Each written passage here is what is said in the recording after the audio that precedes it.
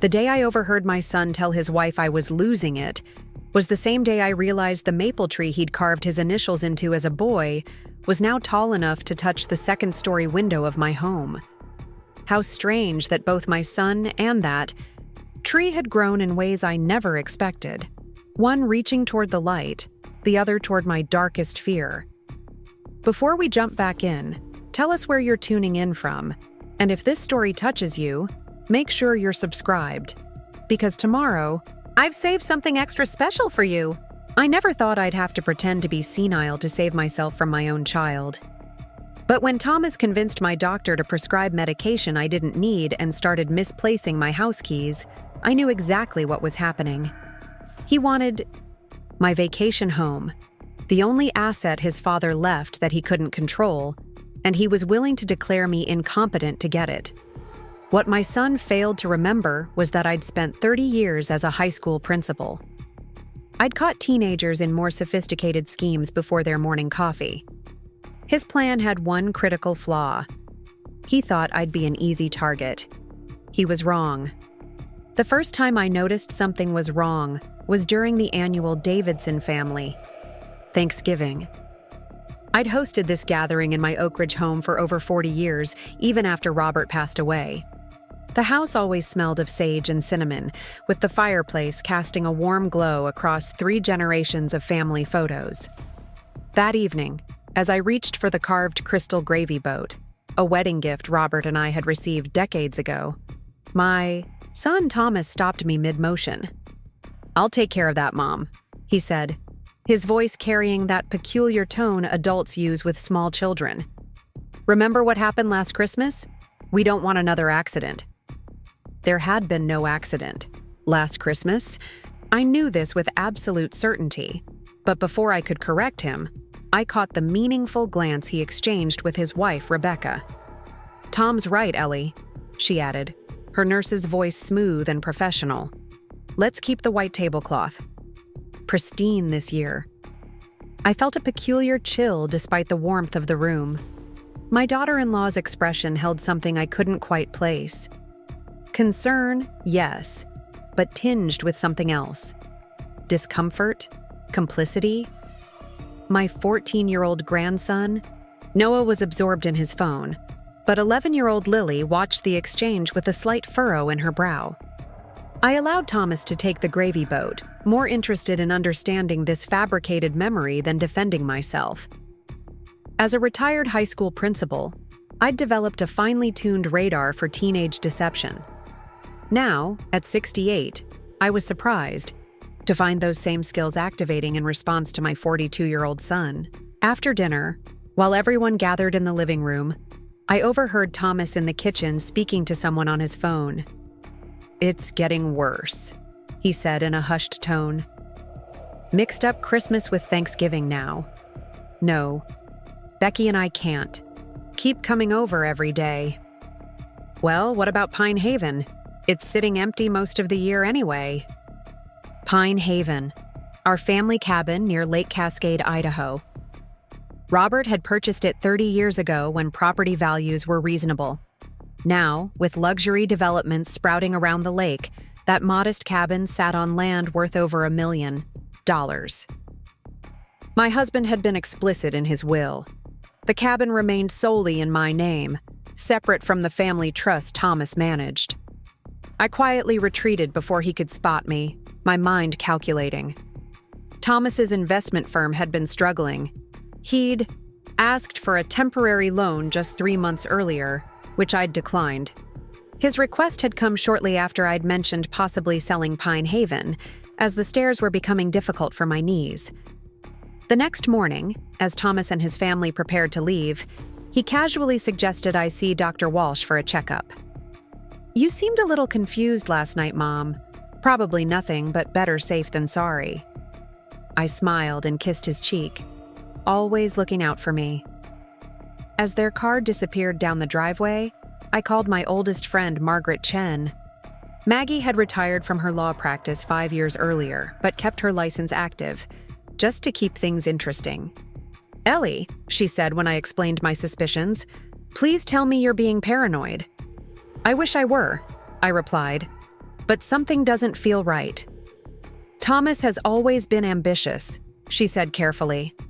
But this is a serious accusation, which is why I need your help to determine if I'm right before I do anything. Will you come stay with me for a few days? Tell Thomas you're concerned too? 3 days later, Thomas arrived unannounced while Maggie was visiting. He seemed momentarily thrown by her presence but recovered quickly. Aunt Maggie, great to see you. Mom didn't mention you were coming. Last-minute decision, she replied, smoothly.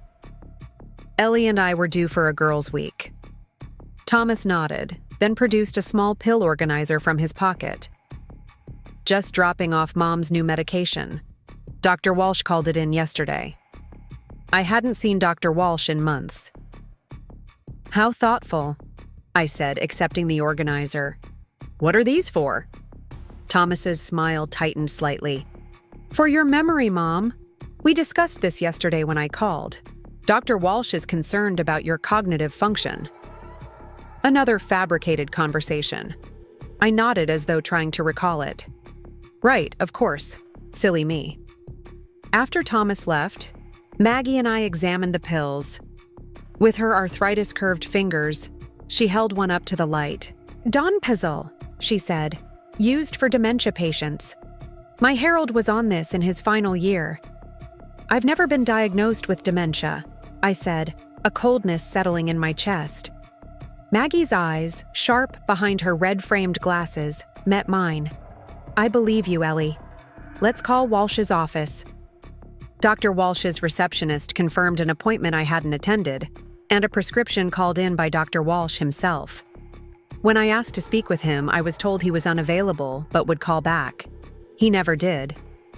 That evening, Maggie and I formulated a plan. I would play along, appear increasingly confused while documenting everything. Meanwhile, Maggie would contact Daniel Patel, an elder law specialist she trusted. If Thomas is doing what we suspect, he'll get bolder if he thinks it's working, she warned. Are you prepared for that?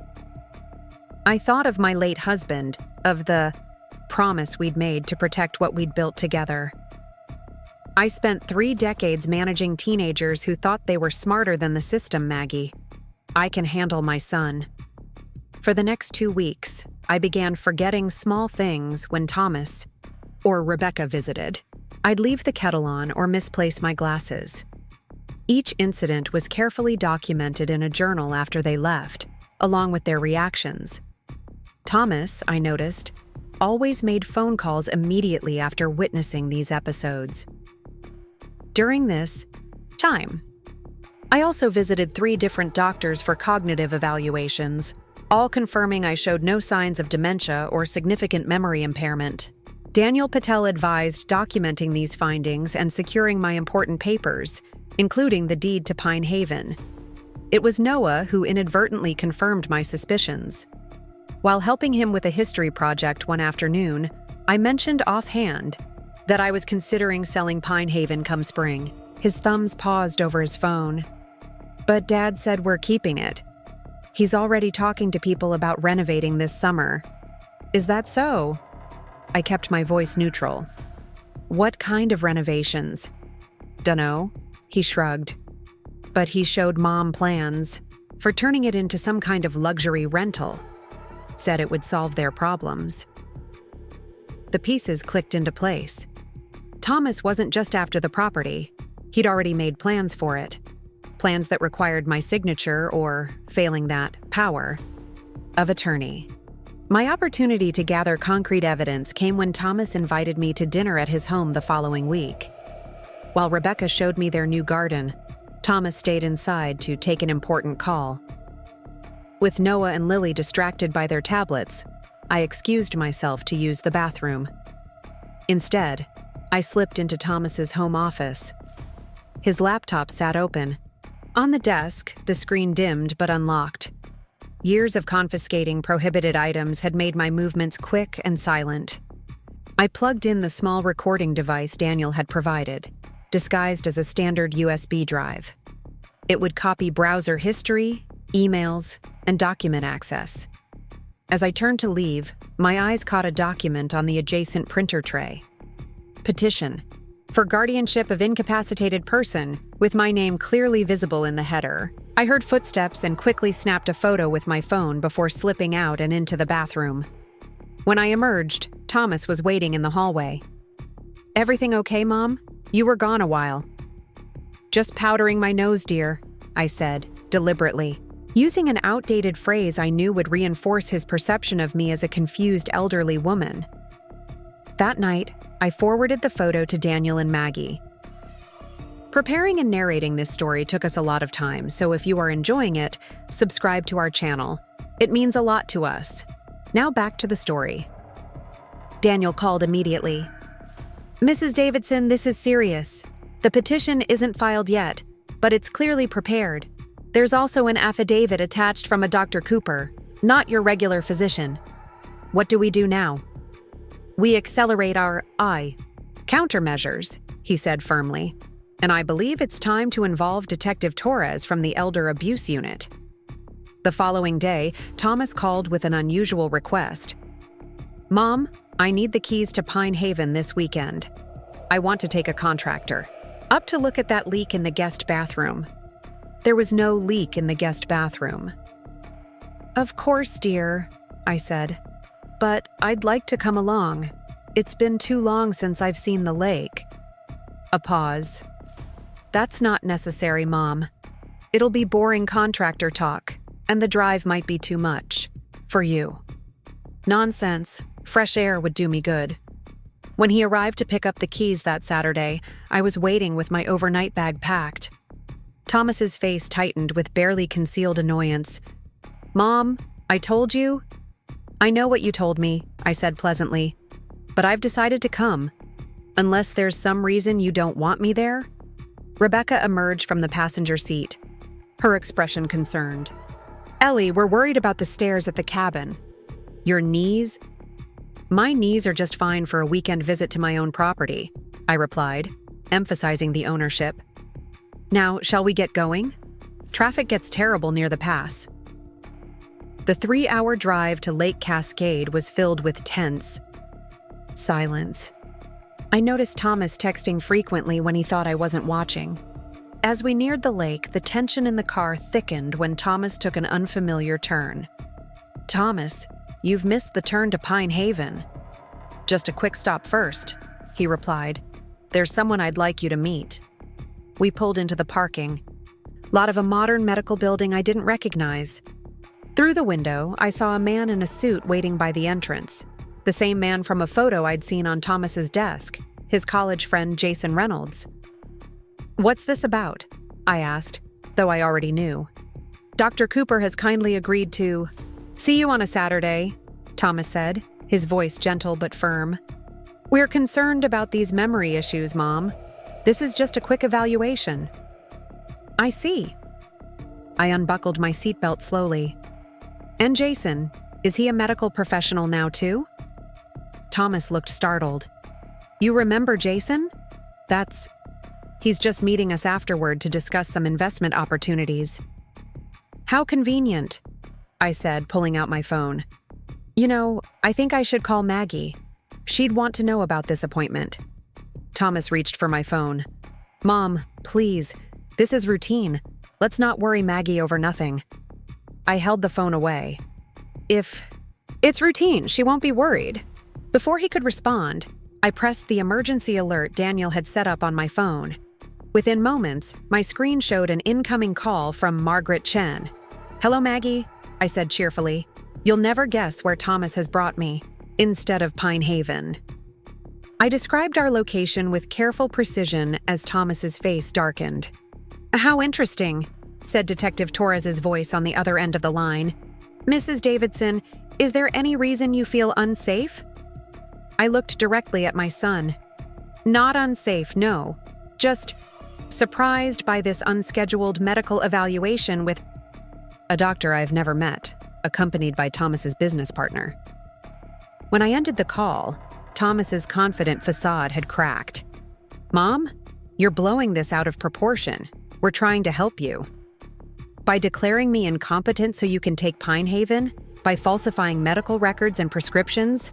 That kind of help? The color drained from his face. What are you talking about? The petition for guardianship on your printer, the medication I never needed, the renovation plans you've been showing contractors for property you don't own. Rebecca gasped. Tom, you said she agreed to sign over the cabin. You said she wanted us to have it. I turned to my daughter-in-law. I never agreed to any such thing. Thomas's composure fractured completely. You don't understand. We're underwater on the house. The business is failing. That property is worth a fortune now with the new development next door. We're talking millions, Mom. All that money just sitting there while you complain about stairs you climb twice a year. So you decided to have me declared incompetent? It wasn't like that, he insisted, though his eyes said otherwise. Dr. Cooper was just going to document some concerns. Temporary guardianship while we sorted things out. While you liquidated my assets, I corrected. A police cruiser pulled into the parking lot, followed by a sedan I recognized as Daniel's. Jason, noticing the commotion, quickly retreated into the building. As Detective Torres approached our car, Thomas made one final desperate appeal. Mom, please, the kids' college funds, our mortgage, everything's on the line. Dad would have wanted to help us. Your father, I said quietly, built our life on integrity. He'd be ashamed of what you've done. The investigation that followed uncovered the full extent of Thomas's scheme. Dr. Cooper had been falsifying evaluations for years in exchange for consulting fees. Jason Reynolds had already created marketing materials for Cascade Luxury, retreats featuring digitally enhanced images of our modest cabin transformed into an upscale rental property. Most damning was the trail of emails detailing how they would transition me into assisted living once the guardianship was granted, using funds from the sale of my primary residence. 6 months later, I sat on the dock at Pine Haven, watching Lily and Noah skip stones across the still water. After Thomas's arrest and subsequent plea deal for attempted elder fraud, Rebecca had filed for divorce. She and the children were rebuilding their lives, and, slowly, our relationship. Grandma? Lily settled beside me on the weathered planks. Are you mad at Dad? I considered her question carefully. I'm disappointed in the choices he made. But I still love him. He said he was trying to help you because you were confused. Sometimes people tell themselves stories to justify doing things they know are wrong, I explained. The truth was, I wasn't confused at all. I knew that, she said, surprising me. You never forgot any of our birthdays, and you always remember which books we've read together. Children notice more than we give them credit for. That's very observant of you. Dad says he's sorry, in his letters. I believe he is, I said, and part of me did. Thomas's actions had come from desperation, not malice, though that didn't excuse them. That evening, as Rebecca and I prepared dinner in the cabin's small kitchen, she finally asked the question I'd been expecting. How did you know what he was planning? I smiled as I chopped fresh herbs from the garden I'd planted decades ago. I spent 30 years as a high school principal, Becky. I've seen every kind of scheme imaginable. Thomas may have grown up, but his tells haven't changed since he was 16 and trying to convince me he wasn't out past curfew. She laughed, then grew serious. I should have said something when I first suspected. I'm sorry. We both wanted to believe the best of him. After dinner, I showed Noah and Lily the tree behind the cabin where their father had built his first treehouse. While they explored, I spoke with Rebecca about my decision. I'm transferring Pine Haven into a trust, I explained. You and the children will have use of it during my lifetime. After I'm gone, it becomes theirs outright. Her eyes widened. Ellie, no. After everything that happened, this place holds generations of memories, I interrupted gently. Thomas's actions don't erase all the good ones. This cabin should stay in the family, just not the way he planned. 2 days later, as we prepared to leave, I took one final walk along the lakeshore. The water sparkled under the morning sun, just as it had the day Robert and I first saw this place. I could almost hear his laughter as he'd spread the picnic blanket, proclaiming he'd found paradise. "I protected it," I whispered to his memory. "Not just the property, but what it represents. Our legacy of love, not assets to be divided." On the drive back to Oakridge, with Rebecca beside me and the children dozing in the back seat, I reflected on how close I'd come to losing everything. Not because I was vulnerable or confused, but because someone had tried to make me believe I was. Maggie was waiting when we returned, her red glasses perched on her nose as she sorted through papers at my kitchen table. The day before, we'd launched the Silver Shield Alliance, a network of retired professionals offering support to seniors facing exploitation. "How was the lake?" she asked as the children rushed to greet her. "Healing," I replied, "and clarifying."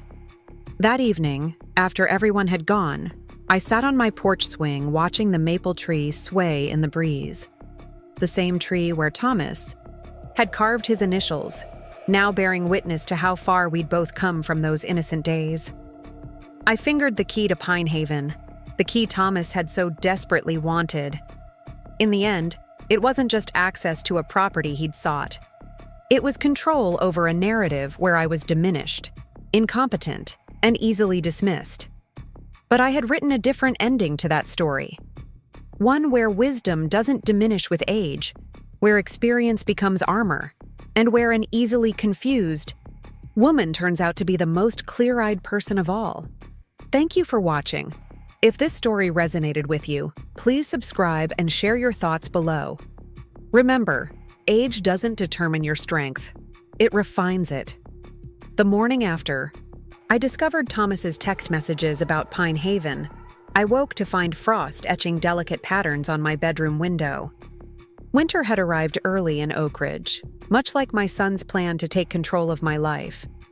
I dressed carefully that morning, choosing a cardigan with a small tear near the pocket, a detail I'd normally never overlook.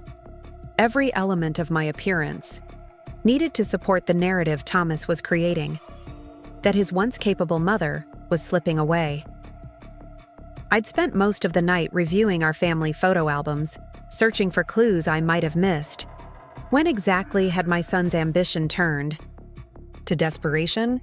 In every Christmas snapshot at Pine Haven, Thomas's smile seemed genuine as he roasted marshmallows with Noah and Lily by the stone fireplace. Each summer, he'd been the first to dive off the dock, teaching the children to swim in the crystal-clear waters of Lake Cascade. Those memories felt impossibly distant now, replaced by calculation in his eyes when he thought I wasn't looking. The doorbell rang just after 9. Rebecca stood on my porch, still wearing her hospital scrubs. I came straight from my night shift, she explained, stepping inside. "Thomas thinks I'm picking up groceries." Her presence surprised me. In the weeks since Thanksgiving, she'd been a silent participant in Thomas's concerned glances and whispered conversations. "Would you like some coffee?" I offered, deliberately placing the mugs on the wrong shelf as I retrieved them. She didn't correct me. "Ellie, I need to ask you something important. Have you been feeling confused lately? Having trouble remembering things?" I set the kettle down and studied my daughter-in-law's face. Rebecca had been family for 16 years. As a pediatric nurse, she projected compassion professionally, but the concern in her eyes seemed genuine. "Why do you ask?" I countered, buying time. "Tom's worried. He says you've been forgetting conversations, misplacing things." She hesitated.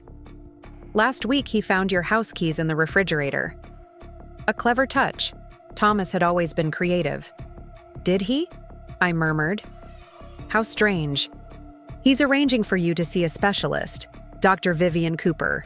She works with elderly patients experiencing cognitive decline." I turned away, ostensibly to prepare our coffee, but actually to hide my expression. This was moving faster than I'd anticipated. Thomas had already secured his specialist. "Rebecca," I said carefully, "do you believe I'm experiencing cognitive decline?" She shifted uncomfortably. "I'm not a geriatric specialist, Ellie. But Tom has showed me a list of incidents." "That's not what I asked," I interrupted gently. "In your interactions with me, have you personally observed concerning symptoms?" A flicker of doubt crossed her face. "You've seemed more forgetful, but since when?" "Since..." She paused, considering. "Tom started pointing it out after Labor Day." Labor Day. The weekend I'd mentioned possibly selling Pine Haven due to the increasingly difficult maintenance. I made a deliberate mistake then, pouring coffee into a mug already filled with orange juice I'd left on the counter. Rebecca gasped. "Oh, how silly of me," I said with a self-deprecating laugh. "Senior moment, I suppose." The doubt in Rebecca's eyes solidified into conviction. She reached for her phone. "I'm calling Tom. You shouldn't be alone right now." "Before you do," I said, reaching into my cardigan pocket, "could you explain this prescription? Thomas dropped it off last week, but I can't recall what it's for." I handed her the pill container with donepezil, which Maggie had identified. Rebecca examined it, her nurse's training kicking in. "This is an Alzheimer's medication," she said slowly. "But it's extremely strong for an initial prescription. Who's your doctor now?" "Apparently Dr. Walsh prescribed it, though I haven't seen him in months." Rebecca's professional ethics visibly warred with her loyalty to her husband. "That's unusual protocol. Did Dr. Walsh do cognitive testing first?" "Not that I recall," I said, allowing worry to creep into my voice. "But then, if my memory is failing?" She set the pills down decisively. "I'm taking you to Dr. Mitchell at the hospital. He's head of geriatrics and a colleague I trust. We need a proper evaluation before you take these." This was an unexpected development and a potential ally I hadn't counted on. 3 hours later, I sat in Dr. Mitchell's office while he reviewed the results of my comprehensive cognitive assessment. Rebecca waited anxiously beside me, having called in to miss her afternoon shift. "Mrs. Davidson," Dr. Mitchell said, removing his glasses, "I can state with confidence that you show no significant cognitive impairment. Your MoCA score is 28 out of 30, well within normal range for your age. There's absolutely no clinical indication for donepezil." Rebecca's hands trembled slightly. "Could there be early signs that don't show up on tests?" "The tests we've done are quite sensitive," he explained patiently. "While mild cognitive impairment can sometimes precede dementia, Mrs. Davidson shows no such patterns. In fact," he smiled at me, "her verbal fluency and problem-solving skills are exceptional. If I didn't know better, I'd think she was a decade younger." On the drive home, Rebecca was uncharacteristically quiet. Finally, at a red light, she turned to me. "Tom told me he'd taken you to 3 different doctors who all expressed concern about your memory. Did he show you their reports?" "He said they'd called him directly because you kept forgetting the appointments." The light turned green. Rebecca accelerated too quickly, her distress evident. "Rebecca," I said gently, "I need to ask you something important. Has Thomas been having financial difficulties?" Her knuckles whitened on the steering wheel. "Why would you ask that?" "Because people rarely resort to desperate measures without desperation." She pulled the car abruptly into an empty church parking lot and shut off the engine. For several minutes, she stared straight ahead. When she finally spoke, her voice was barely audible. "We're underwater on the mortgage. Thomas made some investments that didn't pan out. There were margin calls." She took a shuddering breath. "Last month, he said we might lose the house. Then suddenly things were better.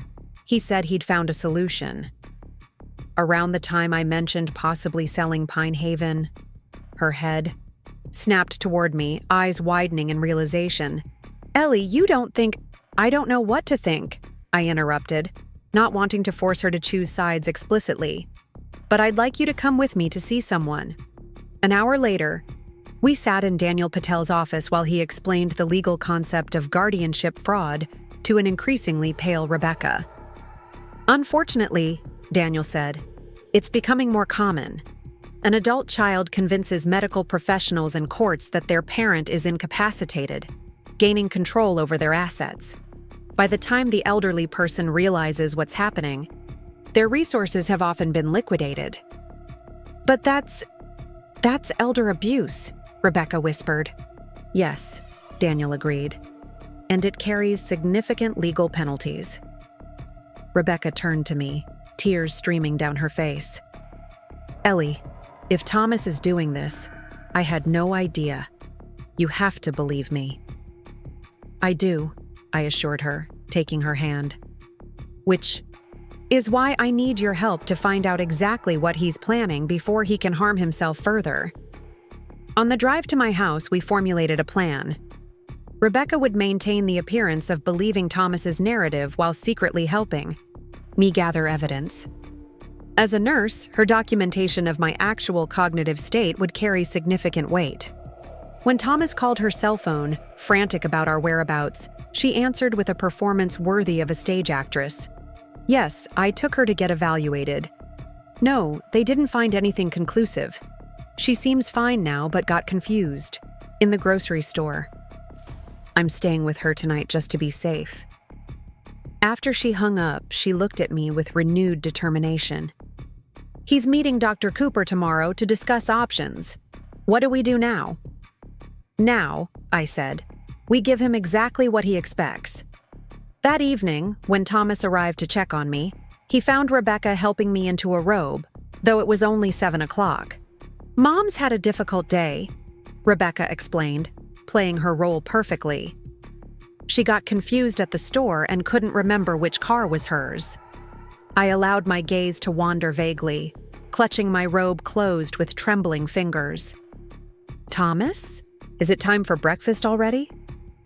The naked relief on my son's face made my heart ache. He was counting on my decline. It's evening, Mom, he said, his voice dripping with practiced patience. Rebecca's going to stay over tonight. Isn't that nice? So thoughtful, I murmured. Just like your father. Is Robert coming for dinner?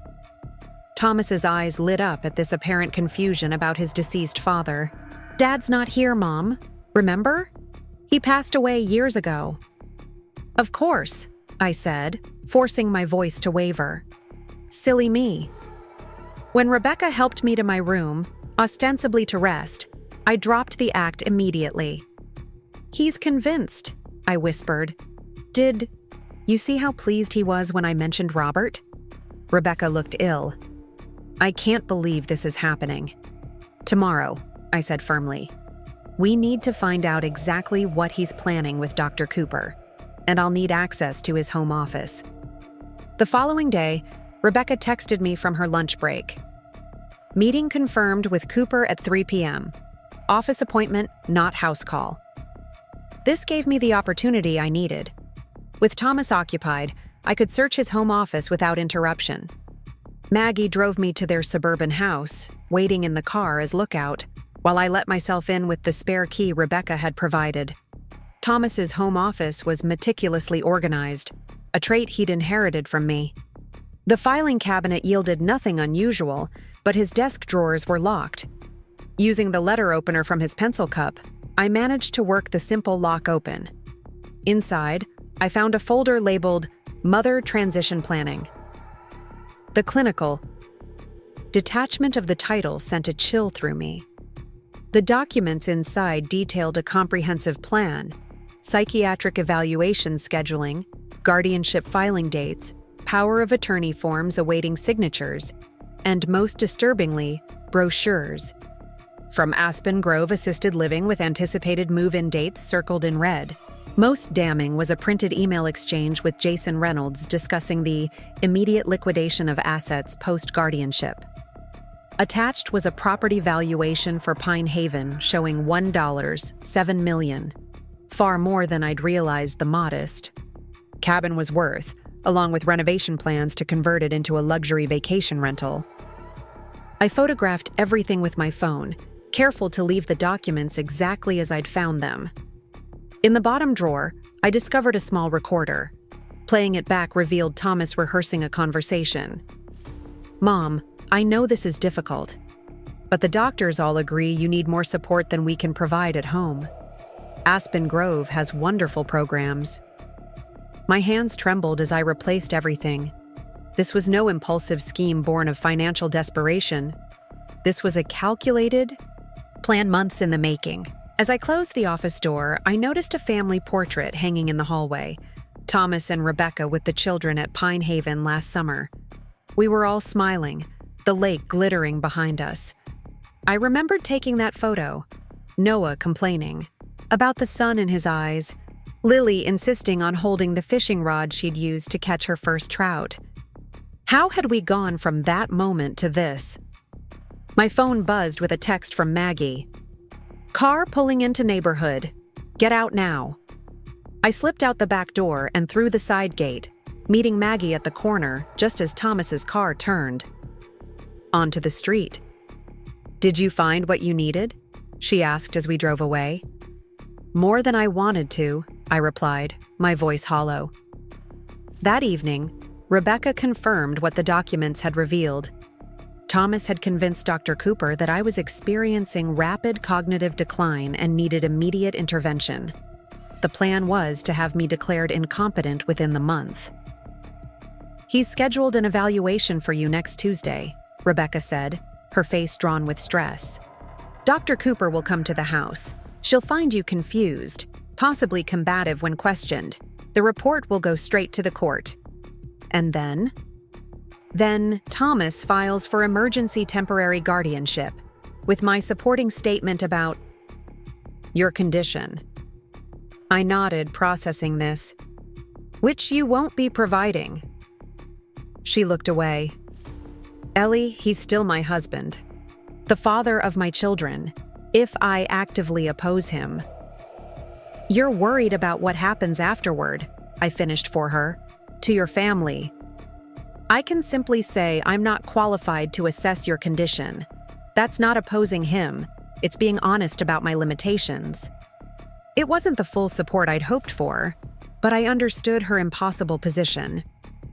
"That's fair." Rebecca reached for my hand. "What will you do now?" I thought of the documents I'd found, of the meticulously planned dissolution of my autonomy. What any good principal does when catching a student in serious misconduct. Create a learning opportunity with appropriate consequences. The next morning, I called Thomas with a special request. "The strangest thing happened," I told him, infusing my voice with confusion. "I can't find the spare keys to Pine Haven." I was hoping to ask Maggie to check on the pipes since the forecast mentions freezing temperatures. "Don't worry about that, Mom," he responded smoothly. "I'll drive up this weekend and make sure everything's okay."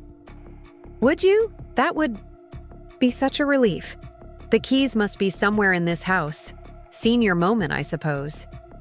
After hanging up, I called Detective Torres using the number Daniel had provided. "He's taken the bait," I informed her. "He'll be at Pine Haven this weekend, most likely, with Jason Reynolds." "We'll be ready, Mrs. Davidson," she assured me. "The property is being monitored as we discussed." 2 days later, Thomas called to say he was leaving for Pine Haven. "Don't worry about anything, Mom. I've got it all handled." "Thank you, dear. Oh, and could you check the photo albums in the living room cabinet? I've been feeling nostalgic lately." It was a calculated request. Those albums contained decades of family history, tangible proof of the memories Thomas claimed I was losing. If he truly believed I was experiencing cognitive decline, he'd take the request seriously. "Sure, Mom," he replied dismissively. "I'll glance through them." That evening, my phone pinged with an alert from the security system I'd had installed at Pine Haven. Motion detection cameras showed Thomas and Jason Reynolds entering the cabin, followed by a third man carrying surveying equipment. I forwarded the footage to Detective Torres and Daniel Patel. They're assessing the property for development, I explained, without my knowledge or consent. This strengthens our case considerably, Daniel replied. Property rights violations, on top of the planned guardianship fraud. The next development came faster than any of us anticipated. Rebecca called me at dawn, her voice shaking. Tom never came home last night. He texted saying he was staying at Pine Haven to meet with contractors in the morning. Contractors? For what purpose? He didn't say. Ellie, I'm scared. What? If he's doing something illegal? Could he go to jail for this? The fear in her voice was palpable. Whatever Thomas had told her about his solution to their financial problems, she clearly hadn't understood the potential consequences. Rebecca, I said gently, I think it's time for full honesty between us. Thomas is planning to have me declared incompetent so he can control my assets, including Pine Haven. The property is worth nearly $2 million now due to the luxury development next door. Her sharp intake of breath told me this figure was news to her. $2 million? But he said it was worth maybe $300,000. He lied about that too, I said softly. The question now is what happens next. Detective Torres will be monitoring the cabin today. If Thomas begins unauthorized construction or brings in contractors without my consent, she'll intervene. What should I do? She asked, her voice small. Protect the children, I said firmly. This will be hardest on them. By noon, Daniel called with an update. Thomas has 4 contractors on site. They're measuring for foundation expansion, without permits or owner consent. Detective Torres is moving in now. I closed my eyes, picturing the cabin where my grandchildren had spent every summer of their lives.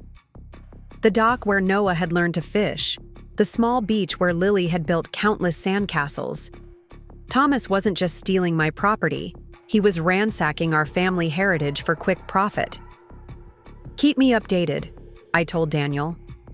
I'll be at home waiting. The call came 3 hours later. Not from Daniel, but from Thomas himself.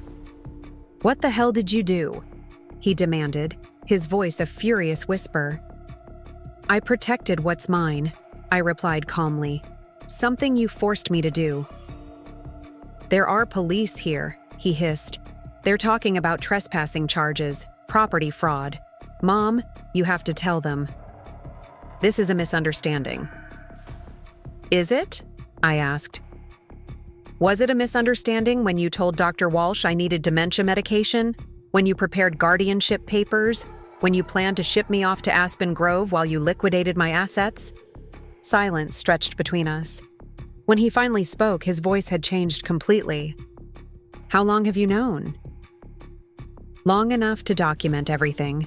The falsified medical reports, the coordination with Dr. Cooper, the property development plans with Jason, all of it. You've been pretending, he said flatly. I learned from the best, I replied. You've been pretending to care about my well-being while plotting to take everything from me. That's not, he began, then stopped. You don't understand. The business is failing. We're drowning in debt. Pine Haven was just sitting there, an unused asset that could save us all. Then you should have asked for help, Thomas, not attempted to declare your perfectly competent mother insane. Another long pause. What happens now? That depends. On you, I said. Detective Torres is prepared to arrest you for attempted fraud and property rights violations, but I've asked her to give me a chance to speak with you first. You're pressing charges against your own son? Disbelief colored his tone. I'm offering you a choice, I corrected. Voluntary psychiatric evaluation and financial counseling, plus signed agreements never to attempt anything like this again, or criminal charges. Either way, you need help, Thomas. This isn't who I raised you to be. He laughed bitterly. Always the principal, aren't you? Turning even this into a teaching moment. Some lessons are harder than others, I acknowledged, but this one is necessary. Later that evening, Daniel called to confirm that Thomas had agreed to my terms, signing legally binding documents that protected my assets and required him to undergo both financial counseling and ethical therapy. He's been released to Rebecca's custody, Daniel informed me. No charges filed per your request, but the agreements he signed have serious consequences if violated. And Jason Reynolds? I asked, facing separate charges for his role. He doesn't have the benefit of a mother willing to give him a second chance. When I hung up, I sat alone in my living room, surrounded by the photo albums I'd been reviewing. Images of Thomas growing up, his kindergarten graduation, high school football games, college commencement, his wedding to Rebecca, the birth of Noah and Lily. Where had I gone wrong? How had my son learned to value money over family, to see me as an obstacle rather than a parent? My doorbell rang just after 9. Rebecca stood on the porch, her eyes red from crying, Noah and Lily half asleep behind her. "He's checking into a hotel," she said without preamble. "Says he needs time. To think?"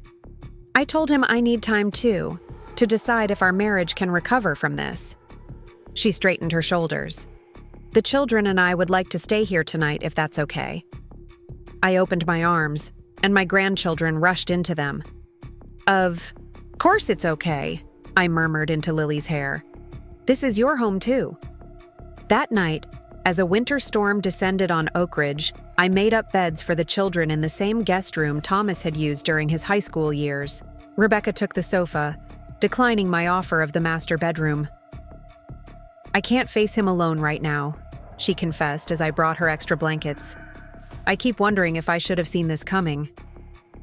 "We both wanted to believe the best of him," I reminded her. "How are you so calm?" she asked. "After what he tried to do to you?" I considered this as I adjusted the thermostat against the dropping temperature outside. "I spent 3 decades working with troubled teenagers, Rebecca. I learned that the worst behavior often comes from the deepest pain. Thomas needs consequences, but he also needs help." She nodded slowly. I told him that was my condition for even considering reconciliation. Real therapy, complete honesty about our finances, and making amends to you, however you decide that should look. A wise approach, I approved. After she fell asleep, I checked on the children, then stood by my front window watching snow blanket the yard. Somewhere in this same storm, my son was alone in a hotel room, his carefully constructed plans in ruins.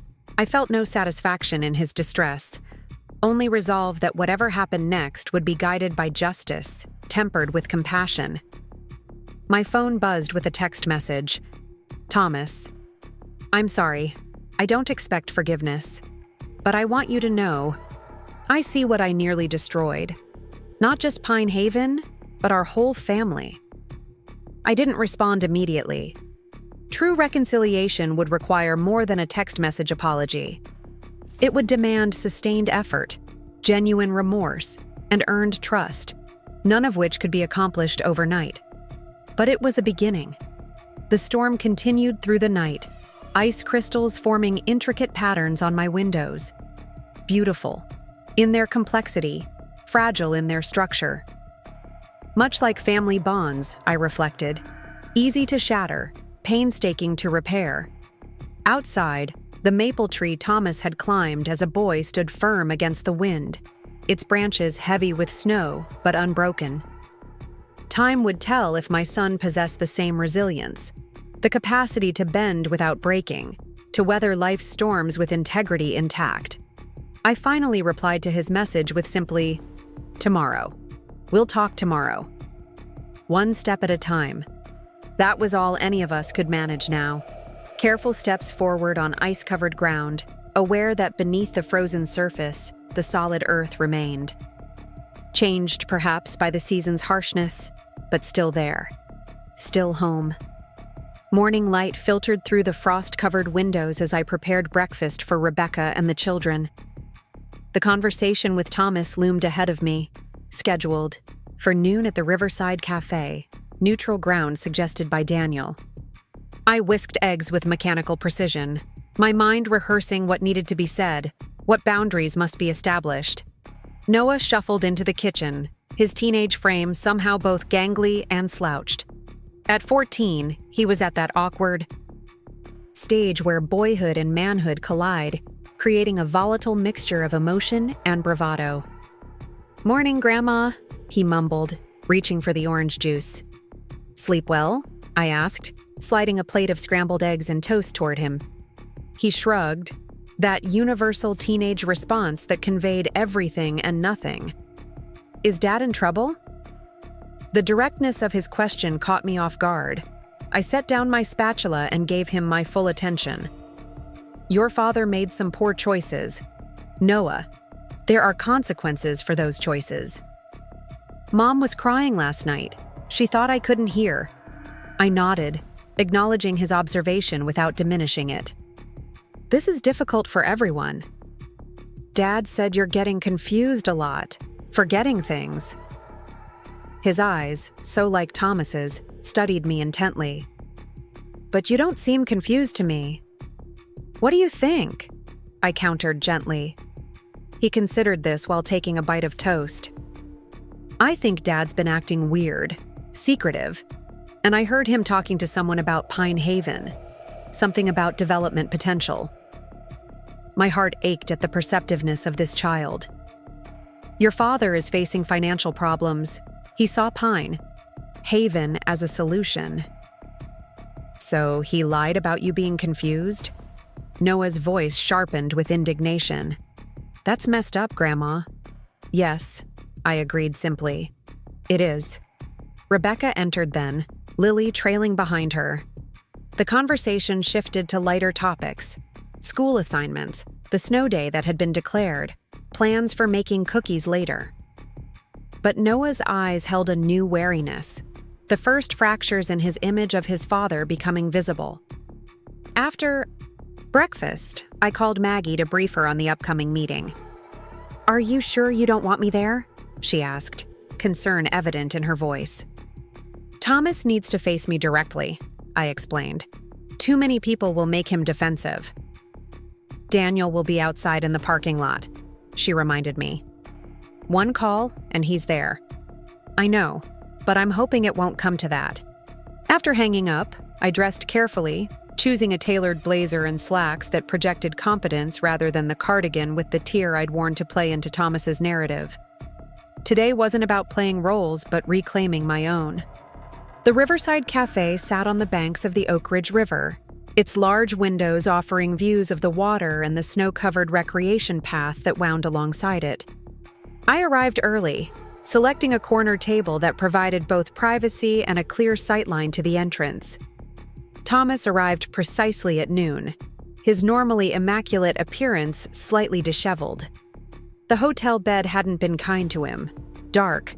Circles shadowed his eyes, and his usual confidence seemed diminished. "Mom," he greeted me, hesitating before taking the seat opposite mine. "Thomas," I replied, keeping my voice neutral. An uncomfortable silence stretched between us. Finally, he spoke. "I don't know where to begin."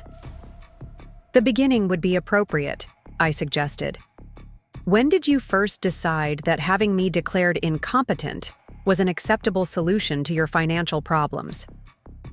He flinched at my directness. "It wasn't like that. Not at first."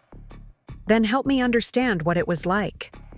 Thomas stared at his untouched water glass.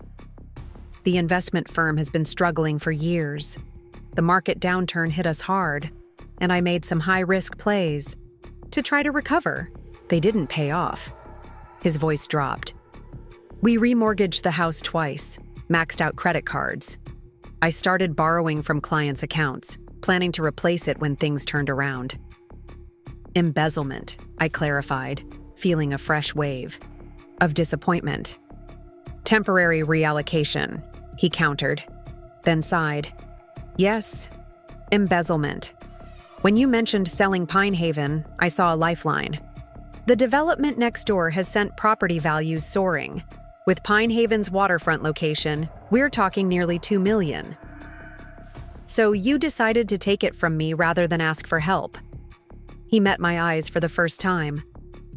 Would you have given it to me if I'd told you I'd committed financial crimes and needed $2 million to cover them up? No, I admitted, but I would have helped you face the consequences honestly, found legal counsel, supported you through whatever came next. That's what family does, Thomas. I was desperate, he whispered. Jason suggested the guardianship angle, said he knew doctors who would cooperate. It seemed cleaner than bankruptcy, scandal, possible jail time. Cleaner for whom? I asked. Not for me. The waitress approached, but I waved her away. This wasn't a social lunch. I've been awful, Thomas acknowledged, running a hand through his hair. I actually started believing my own lies, that you were confused, that I was helping you. Self-deception is a powerful force, I said, but it doesn't excuse what you did. What happens now? He asked, echoing his question from our phone call the day before. I opened my purse and removed a manila folder containing the documents Daniel had prepared. These are legally binding agreements. By signing them, you commit to financial counseling, ethical therapy, and complete transparency about your business dealings. You agree never to attempt to control my assets or medical decisions, and you accept that Pine Haven remains solely in my control. He took the folder without opening it. And if I sign? Then we begin the long process of rebuilding trust. I won't press charges for the guardianship fraud attempt. But, I added firmly, the embezzlement from your clients is a separate matter. You need to report that yourself and make restitution arrangements. That will end my career, he said hollowly. Possibly put me in jail. Yes, I agreed. Actions have consequences, Thomas. I raised you to understand that. His shoulders sagged under the weight of reality finally settling upon them. Rebecca's talking about separation. Says she can't trust me anymore. That's between you and her, I said. But transparency would be a good place to start. Thomas nodded slowly, then opened the folder and read through the documents. When he finished, he looked up with reddened eyes. You're being more merciful than I deserve. Perhaps, I conceded. But vengeance isn't my goal. Accountability is. He signed each page methodically, his signature growing steadier with each commitment made. When he finished, he closed the folder and handed it back to me. I want you to know, he said, his voice catching, that it was never about not loving you. As twisted as it sounds, I thought I could make things right afterward. Convince myself it was for the greater good of the family. The ends never justify unethical means, Thomas. That's not how integrity works. As we prepared to leave, he asked hesitantly, Will you tell Noah and Lily what I did? They're already asking questions. Noah knows something is wrong. Let me talk to them, he pleaded. I need to start being honest somewhere. I considered this. I'll discuss it with Rebecca. They deserve age-appropriate truth, not more deception. Outside the cafe, we parted ways on the snow-covered sidewalk. Thomas turned back suddenly. Pine Haven, he said. The development is causing major erosion along the shoreline. The contractors mentioned it yesterday. You might want to have it checked before spring thaw. It was a small thing, looking out for my property after attempting to steal it, but it felt like the first genuine moment between us in months. I'll do that, I said. Thank you. That afternoon, Daniel filed the signed agreements with the court and dismissed the pending complaints against Thomas. These are enforceable, he assured me. If he violates them, the criminal charges can be immediately reinstated. Let's hope it doesn't come to that, I replied. When I returned home, Rebecca and the children were building a snowman in the front yard. Lily waved excitedly. Grandma, come help us. He needs a proper nose. For the next hour, I set aside legal documents and betrayal, focusing instead on the simple joy of packing snow with my grandchildren. We gave the snowman a carrot nose, button eyes, and a scarf that had belonged to Robert. "Grandpa would have liked this snowman," Lily declared, stepping back to admire our work. "Yes," I agreed. "He would have." Later, after hot chocolate and board games, Rebecca and I spoke privately while the children watched a movie in the living room. "Thomas called," she said. "He's turning himself in to the securities board tomorrow. Asked for my support." "What? Did you tell him?" "That I need time," she replied, twisting her wedding ring. "He wants to talk to the kids tonight. Tell them a simplified version of what's happening." "Are you comfortable with that?" She nodded. "They need to hear something from him. I can't keep making excuses." Thomas arrived at 7, looking more composed than he had at lunch. I excused myself to give the family privacy, retreating to my study where I pretended to read while straining to hear the muffled conversation from the living room. Occasional phrases drifted through. Made, mistakes, financial problems, wrong choices, followed by Lily's distinct sob. It took every ounce of restraint not to intervene, to rush in and comfort my granddaughter. But this was Thomas's mess to explain, his responsibility to face. Nearly an hour later, a soft knock came at my study door. Noah stood there, his expression unreadable. "May I come in?" he asked formally. "Of course." He sat in the leather chair across from mine, his lanky frame somehow filling the space more fully than his physical size would suggest. "Dad told us some stuff," he said, his voice carefully controlled. "About lying about you, about taking money from his clients." I waited, giving him space to continue. He said he might have to go away for a while, to a place where people go when they break the law. "That's a possibility," I confirmed gently. Noah nodded, processing this. "He said you could have made it worse for him, but you didn't. That you showed him mercy." "I believe in consequences that lead to growth, not just punishment. Like when I broke the window with my baseball and you made me work to pay for it instead of just grounding me," he said, making the connection. "Similar concept, much bigger scale." Noah leaned forward, elbows on knees. "Lily's pretty upset. She doesn't really get it. And you? How are you feeling?" He considered this with surprising thoughtfulness for a 14-year-old. Angry, confused, but also, he struggled to find the words. Also, like I'm seeing Dad as a real person for the first time. Not just my dad, but someone who messes up, who lies sometimes. "That's a difficult transition," I acknowledged. "Realizing your parents are flawed humans." "Were you disappointed when you found out what he was doing?" "Deeply," I admitted. "But disappointment doesn't erase love, Noah. It just complicates it." He nodded again, seeming satisfied with this answer.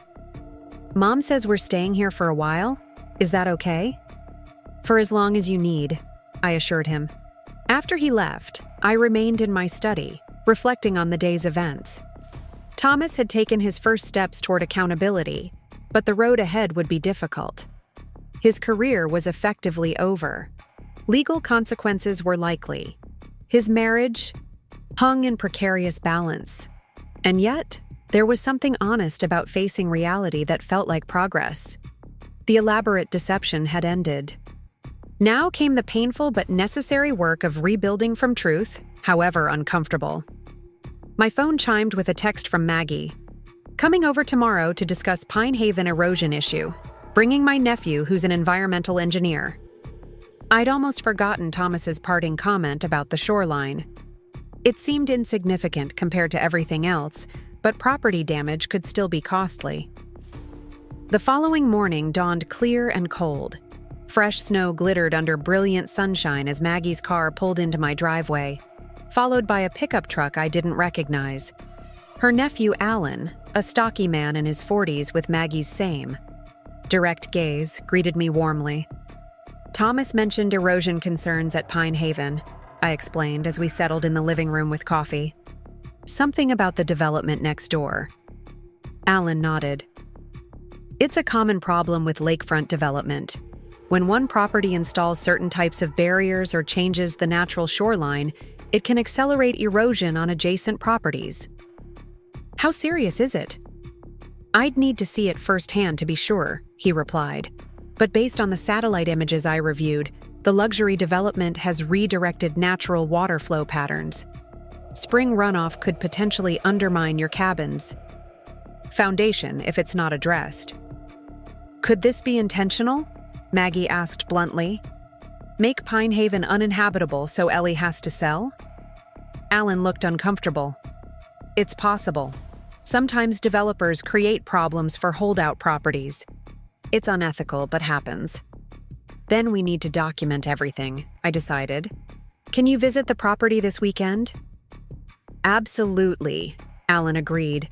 I'll bring my equipment and prepare a full assessment. After they left, I contacted Daniel to update him on this new development. If there's deliberate environmental damage, we may have additional legal recourse, he noted. The development company could face significant penalties. Let's confirm the facts first, I said. One legal battle at a time. That evening, Rebecca received a call from Mountain View Medical Center offering her the nursing supervisor position she'd applied for months earlier. It's strange timing, she said as we prepared dinner together. I'd given up on hearing back. Perhaps not so strange, I suggested. Thomas mentioned connections that could help or hinder your career. Her hands stilled on the cutting board. You think my job opportunities were being blocked as part of the pressure on you? It seems possible, I said gently. Especially with the timing of this offer coming right after Thomas lost his leverage. Anger flashed across her face. I worked so hard for that position. To think it was being used as a chess piece. Will you take it? I asked. She resumed chopping with renewed vigor. Absolutely. We need the income now more than ever. And I earned it, regardless of the timing. The next day, Noah and Lily returned to school despite their initial reluctance. Routine provides stability, I reminded Rebecca. They need normal structures now more than ever. With the house empty, I finally allowed myself a moment of emotional release. Standing in my living room, surrounded by family photos and memories, I let the tears come. Tears of disappointment, of betrayal, of grief for what had been lost. Thomas had been my only child, the center of my world after Robert's death. The fracturing of that relationship, no matter how necessary the boundaries, cut deeply. Maggie found me there when she arrived for our planned lunch. Without a word, she wrapped her arms around me, her friendship a steadying force. I keep wondering where I went wrong, I confessed as we sat together. How did I raise a son who could do this? You didn't go wrong, she said firmly. Thomas made his own choices. You can't take responsibility for that. Can't I? As his mother, you gave him values, education, love, Maggie interrupted. You're continuing to do that now by holding him accountable instead of enabling him. That's good parenting, Ellie. Her words provided comfort, but the questions lingered. That evening, I pulled out old journals from Thomas's childhood, searching for clues I might have missed. Had there been early signs of ethical flexibility? Moments when I should have intervened more firmly? The journals revealed ordinary childhood struggles, Thomas arguing about bedtime, complaining about chores, occasional lies about homework completion.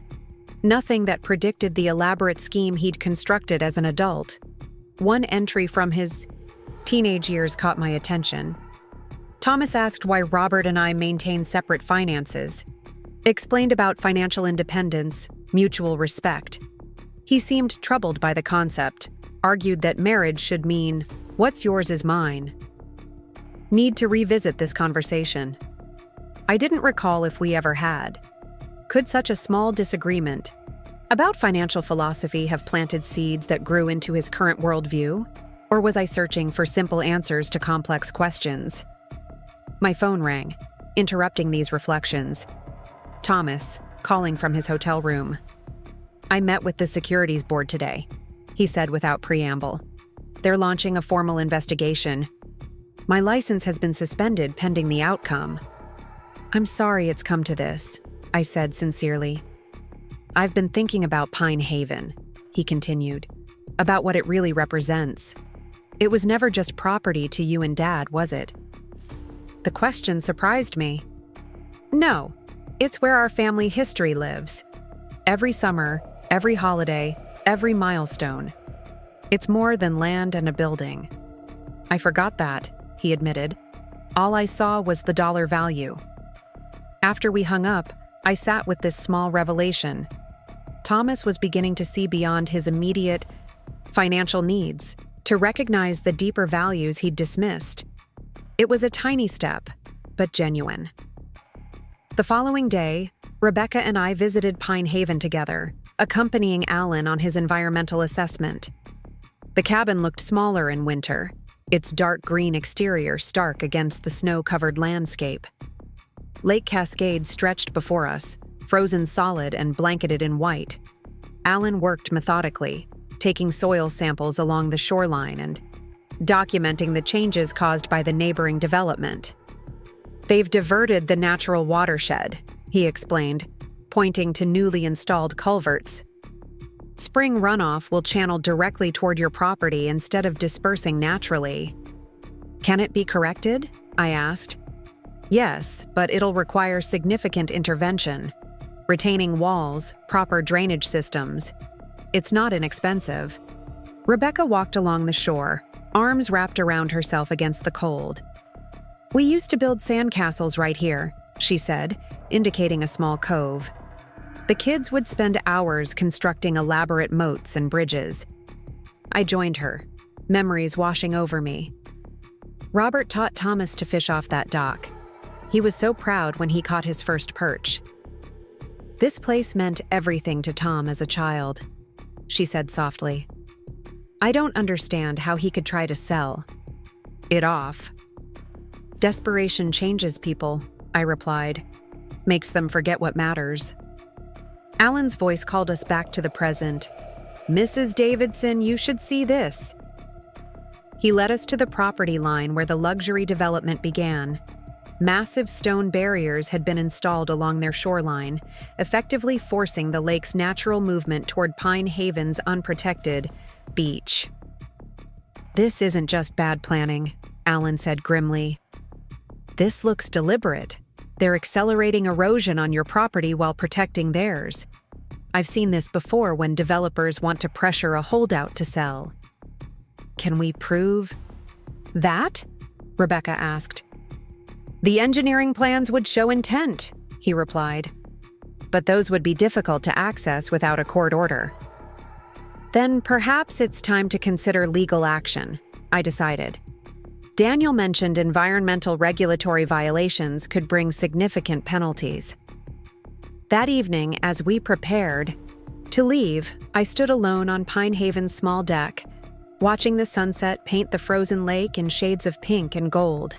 The simplicity of the cabin behind me contrasted sharply with the ostentatious multi-level structures now dominating the neighboring property. Thomas had seen Pine Haven as outdated, a financial asset to be liquidated.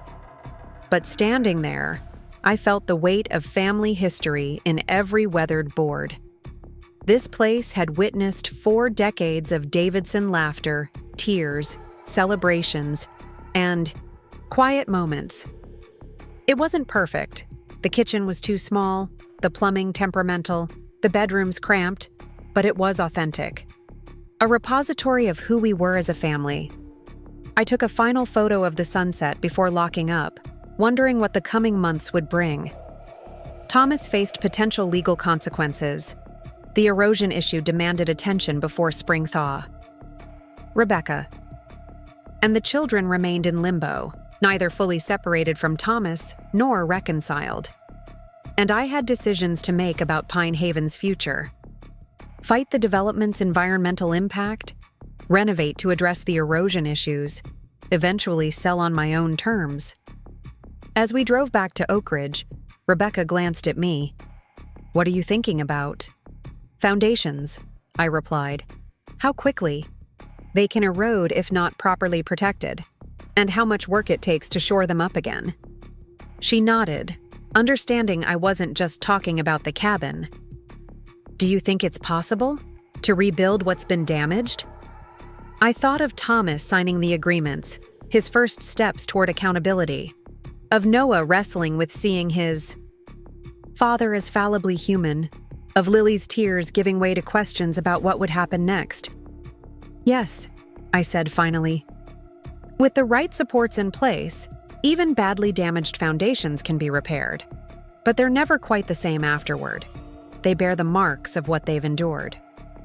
As we crested the mountain pass that separated Lake Cascade from Oakridge, the lights of the city spread out below us like earthbound stars. Somewhere in that constellation of lights, Thomas was facing his first night knowing the securities investigation had begun. Somewhere else, Daniel was preparing environmental impact filings against the development company. And in my own home, 2 grandchildren waited, their understanding of family and trust fundamentally altered by recent events. They needed stability now, a foundation they could rely on while everything else shifted beneath them. "I think," I said slowly, "it's time to focus on what can be saved rather than what's been lost." Rebecca reached across the console and squeezed my hand, her simple gesture conveying agreement, gratitude, and shared resolve. Whatever came next, we would face it with clear eyes and honest hearts, the only foundation worth rebuilding upon. The first snowdrops pushed through the melting snow in my garden as February gave way to March. Nature's resilience never failed to amaze me, delicate blooms defying the lingering winter, a reminder that renewal follows even the harshest seasons. I knelt to brush away ice crystals from the tiny white flowers, my knees protesting after decades of bending to tend this same patch of earth. 6 weeks had passed since Thomas's scheme unraveled. 6 weeks of awkward family dinners with Rebecca, and the children still living in my guest rooms. 6 weeks of legal meetings, financial disclosures, and carefully negotiated boundaries. The securities investigation had progressed with methodical bureaucracy, each new revelation more damaging to Thomas's professional reputation than the last. "Mrs. Davidson?" A voice called from my driveway, interrupting my gardening. Alan Chen, Maggie's nephew, approached with a thick folder tucked under his arm. "I have the completed environmental impact report for Pine Haven." I brushed soil from my hands and led him inside where Rebecca was working from home, her laptop surrounded by medical administration textbooks.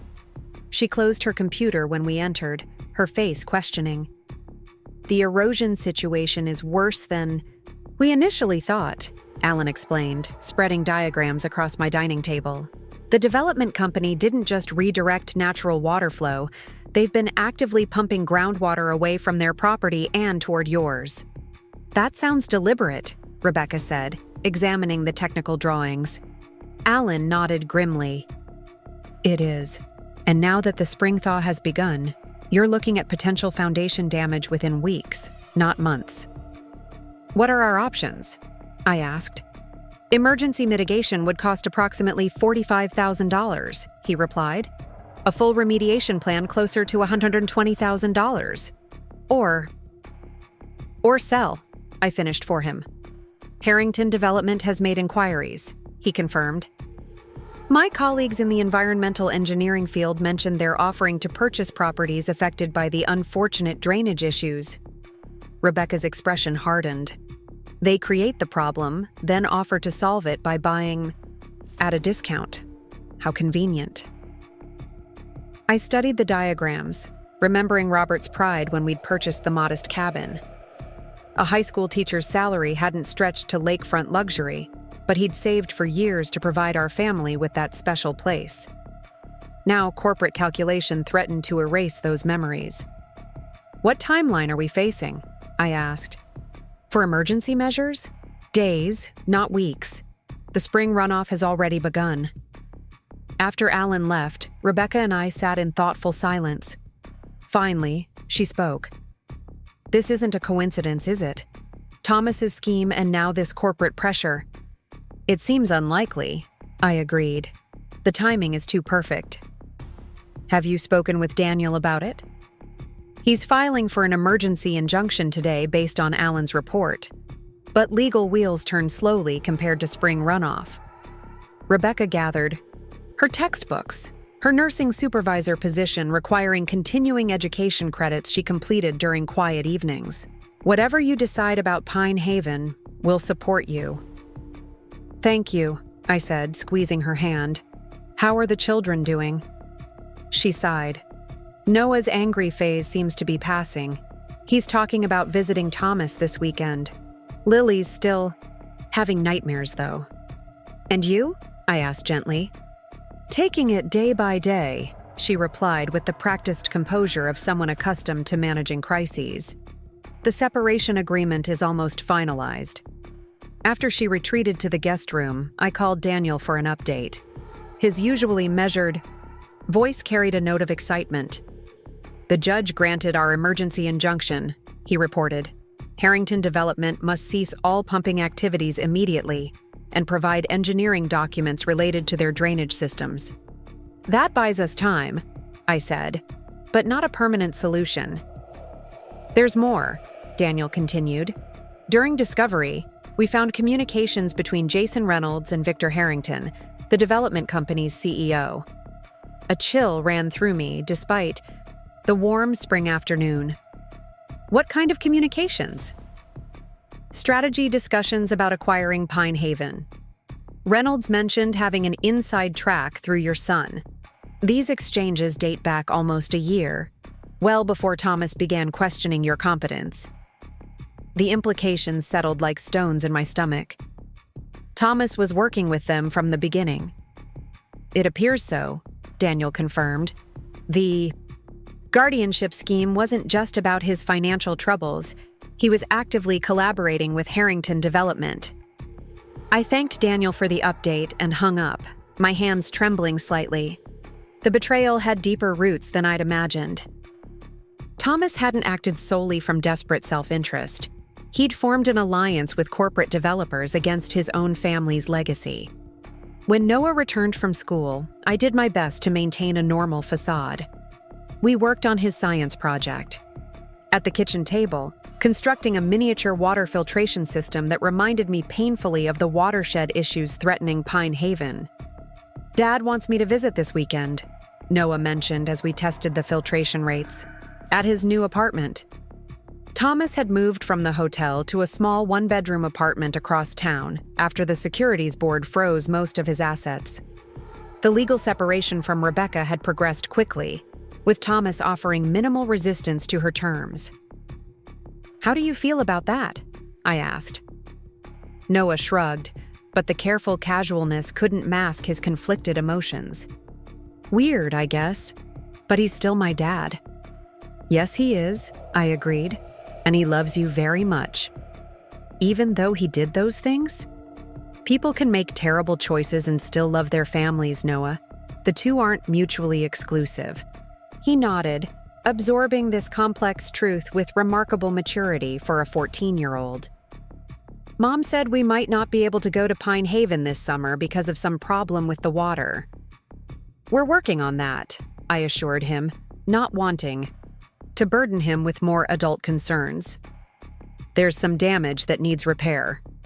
Noah's fingers traced patterns in the condensation on his water glass. Lily's been drawing pictures of the cabin. She keeps asking when we can go back. That evening, after the children were asleep, I shared Daniel's discovery with Rebecca. She sat perfectly still on the edge of the sofa, her nurse's composure, cracking only in the whiteness of her knuckles as she gripped her teacup. A year, she repeated. He was planning this for a year. It seems so. All those weekends he said he was working, those late-night calls. Her voice trailed off as connections formed. Last summer, when he spent those 3 days at Pine Haven fixing the dock, was he meeting with developers then? Possibly, I admitted. Daniels requested all communications between Thomas and Harrington Development. Rebecca set down her teacup with deliberate care. Noah wants to visit him this weekend. I know, he mentioned it. Should I allow it? Knowing this? I considered her question carefully. Thomas is still their father. Supervising his mistakes doesn't change that relationship. I don't want the children used as pawns, she said firmly. If there's any indication he's feeding them information or using them to pressure you about Pine Haven, I doubt he would risk that now, I reassured her. The court agreements are very clear about the consequences of further manipulation. She nodded, but uncertainty lingered in her expression. I'll go with them, just for this first visit. The following morning, my phone rang just after dawn. Daniel's name flashed on the screen. The court ordered Harrington to produce their engineering documents yesterday, he said without preamble. Instead, they're attempting to delay with procedural objections. Meanwhile, my sources tell me they've accelerated their pumping operations overnight, despite the injunction. They're deliberately increasing the damage before they can be stopped, I realized. Exactly. I'm filing for contempt charges, but we need to implement emergency measures immediately. Can you authorize the mitigation work Alan recommended? Yes, I said without hesitation. Whatever is necessary. It's $45,000, Ellie. Are you certain?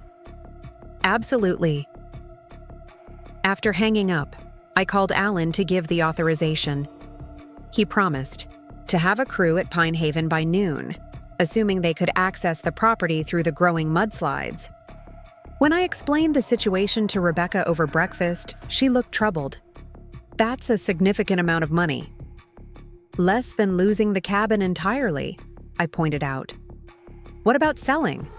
Thomas mentioned Harrington offered above market value initially.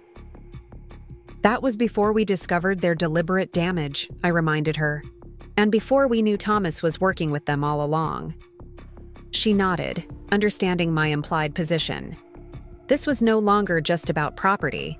It was about principle, about refusing to reward corporate bullying tactics or my son's betrayal.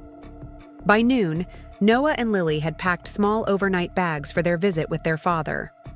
Rebecca hovered nearby, her own bag containing homework she planned to grade during the visit. We'll be back tomorrow afternoon, she assured me, hugging me tightly. Call immediately if there's any news about Pine Haven.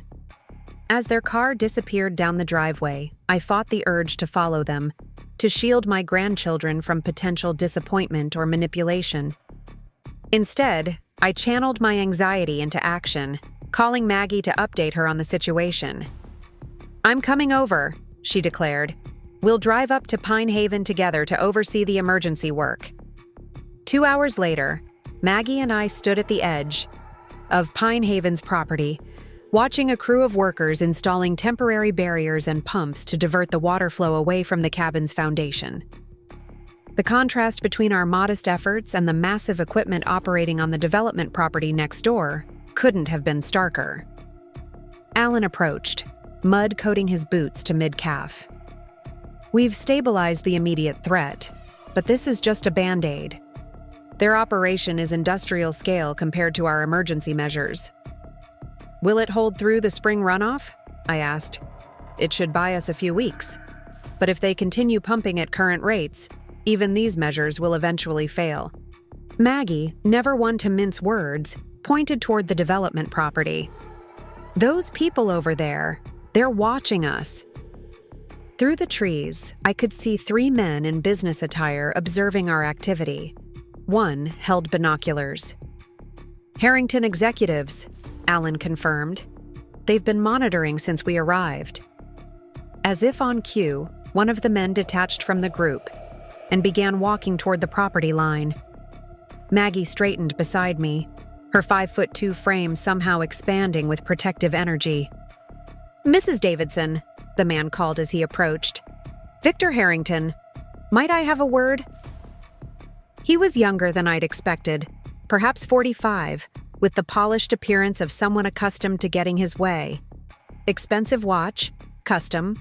Suit despite the muddy conditions, confident smile that didn't reach his eyes. "Mr. Harrington," I acknowledged coolly. "I believe our attorneys are currently handling our communications. Sometimes it's more productive to speak directly," he replied smoothly.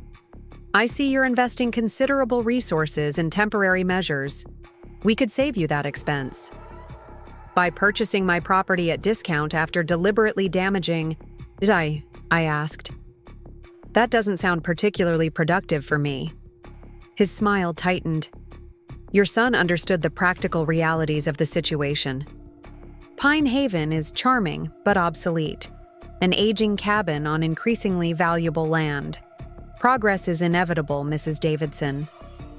"Is environmental damage also inevitable?" Maggie interjected. "Or just your preferred business tactic?"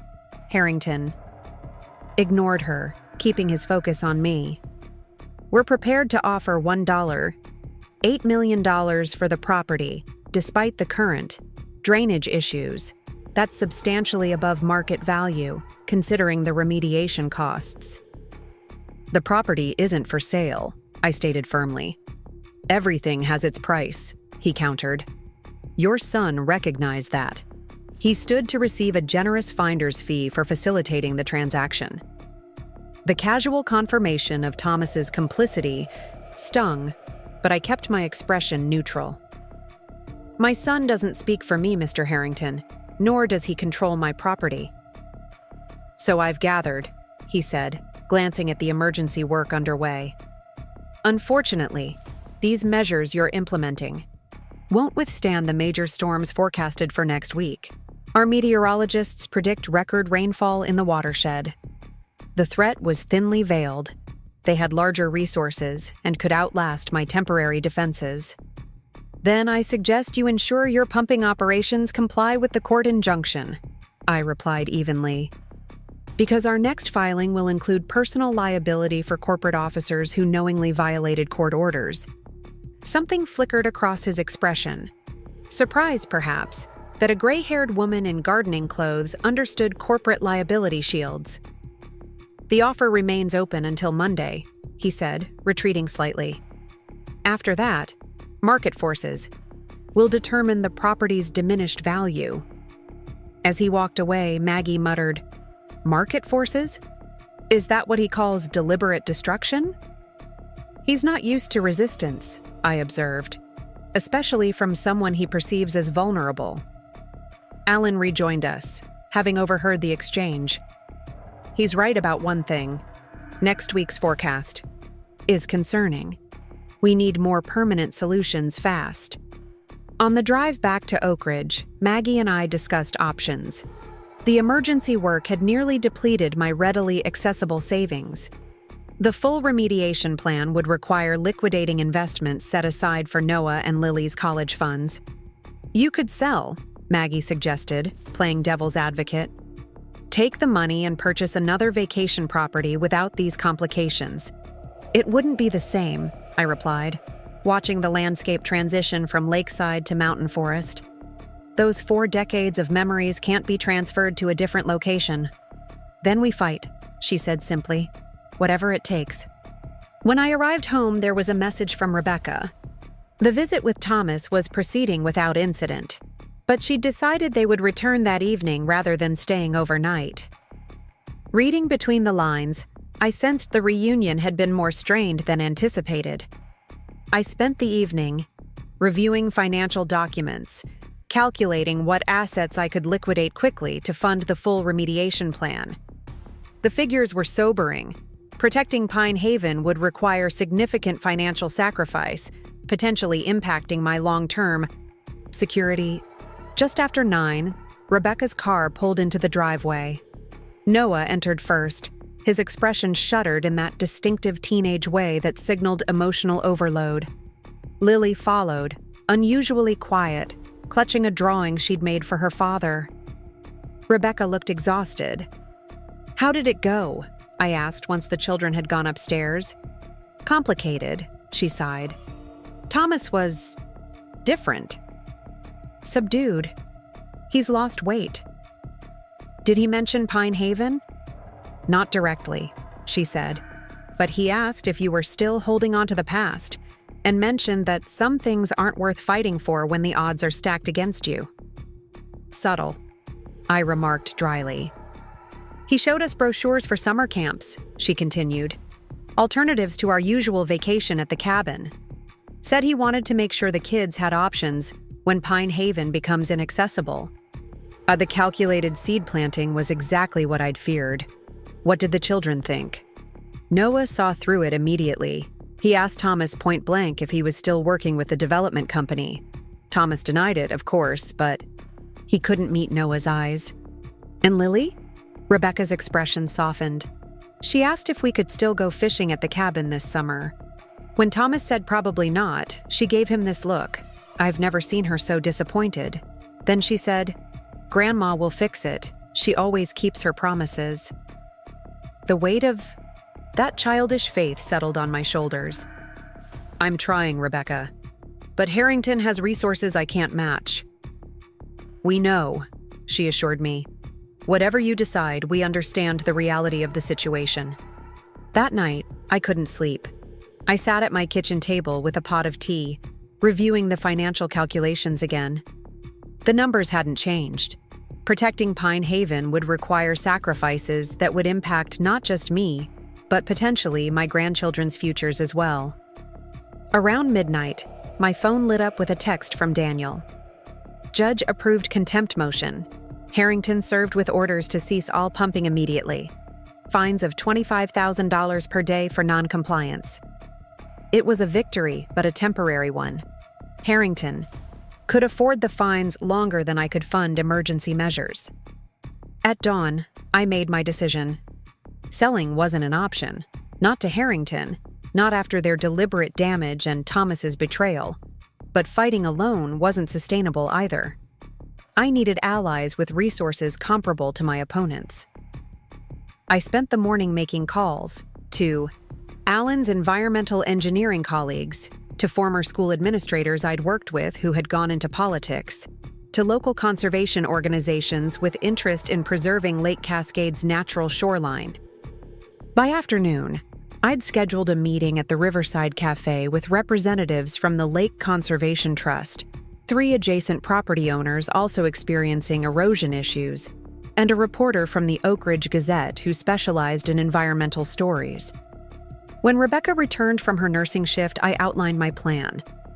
Harrington isn't just targeting Pine Haven. He's damaging the entire ecosystem and affecting multiple properties. By forming a coalition, we create collective resources and public pressure he can't easily dismiss. She listened thoughtfully.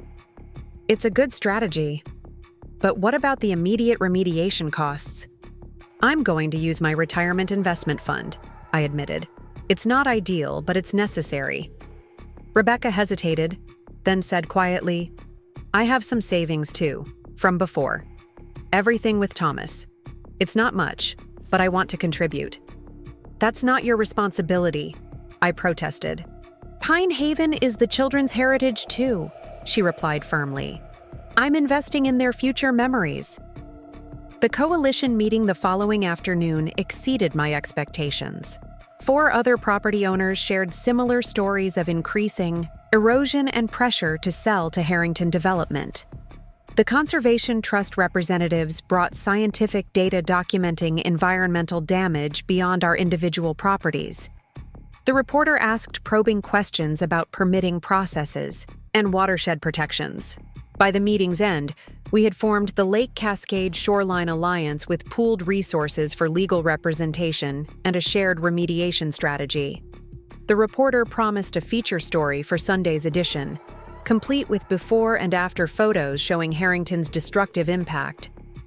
As we were leaving, Alan pulled me aside. There's something else you should know. We've been analyzing satellite imagery of the development. Their building permits don't match what they're actually constructing. They're extending structures well beyond approved boundaries. Another violation to add to the list, I noted. More than that, he said. It might void their entire project approval. The County Planning Commission takes boundary violations very seriously. This new information energized our alliance. With several members having connections to county officials, we arranged an emergency planning commission review scheduled for Monday morning, the very deadline Harrington had set for his generous purchase offer. Sunday's newspaper featured a front-page spread headlined, "Paradise Lost, Luxury Development Threatens Lake Cascade Ecosystem." The article detailed our coalition's findings, complete with dramatic photos of erosion damage and quotes from environmental experts. Most damaging were side-by-side comparisons of Harrington's approved plans versus actual construction, showing significant deviations. My phone rang moments after the paper hit doorsteps. Thomas, his voice tight with controlled anger. "What are you doing, Mom? Taking on Harrington Development publicly? They have lawyers you can't imagine." "I'm protecting what's mine," I replied calmly. "Something you might consider respecting." "They'll crush you," he warned. "Victor Harrington called me this morning, absolutely livid. He thinks I put you up to this, that this whole coalition is my revenge play after our deal fell through." "And did you correct his misunderstanding?" "I tried," Thomas said. "But he's convinced I've double-crossed him. Do you understand what this means? He can make things much worse for me with the securities investigation." "That's unfortunate," I acknowledged, "but perhaps a consequence of entering unethical partnerships." "Mom, please," his voice cracked slightly. "I'm barely hanging on here. If Harrington testifies about our arrangements, then your legal situation becomes more complicated," I finished for him. "But that's not a reason for me to abandon Pine Haven to corporate bullying." After he hung up, I sat in my garden, watching bees navigate between spring flowers with single-minded purpose. Thomas was right about one thing. We were poking a powerful adversary. Harrington wouldn't retreat easily, especially now that his project violations were public knowledge. The Planning Commission meeting Monday morning was standing room only. Local residents concerned about environmental impact packed the municipal building's largest conference room. Our alliance presented documented evidence of boundary violations, unpermitted construction, and deliberate water diversion causing property damage. Victor Harrington arrived flanked by lawyers and engineers, his confident demeanor slightly strained around the edges. When his team presented their defense, claiming minor surveying discrepancies and temporary water management measures, the commission members looked openly skeptical. The vote was unanimous: immediate suspension of all construction permits pending full investigation, with daily inspections to ensure compliance with the pumping injunction.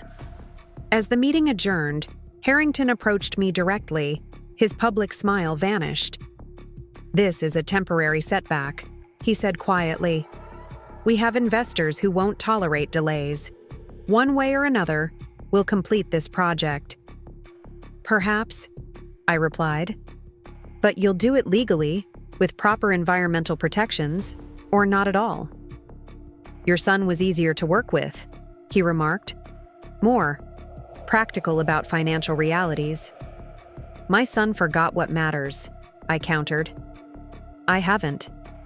That afternoon, Alan called with encouraging news.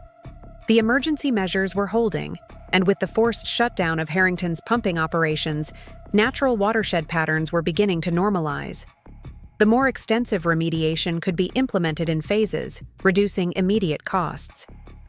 As I shared the updates with Rebecca and the children over dinner, Noah asked the question that had been hovering unspoken. "Does this mean we can still go to Pine Haven this summer?" "It's looking more likely," I confirmed, "though there will be repair work underway." Lily clapped with excitement. "I told Dad you'd fix it. Can we tell him?" Rebecca and I exchanged glances. "Maybe we should wait until everything is more certain," she suggested gently.